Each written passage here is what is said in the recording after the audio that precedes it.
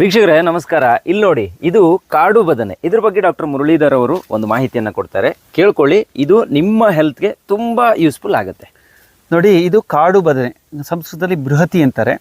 ಇದು ಬಹಳ ಒಳ್ಳೆಯ ಔಷಧಿ ಸಸ್ಯ. ಇದು ಎಲ್ಲ ಕಡೆ ಬೆಳೆಯುವಂಥದ್ದು. ಇದನ್ನೆಲ್ಲ ನೀವು ನೆಡೋದು ಬೇಡ, ಬೆಳೆಸೋದು ಬೇಡ. ಕಾಗೆಗಳು ತಿಂದುಬಿಟ್ಟು ಅಥವಾ ಪಕ್ಷಿಗಳ ಮೂಲಕನೇ ಪ್ರಸರಣ ಆಗುತ್ತೆ. ಇದರದ್ದು ಎಲ್ಲ ಅಂದರೆ ಬೇರು ಮತ್ತು ಈ ಏನು ಕಾಯಿ ಇದೆಯಲ್ಲ, ಇದು ಬಹಳ ಔಷಧಿ ಗುಣವನ್ನು ಹೊಂದಿದೆ.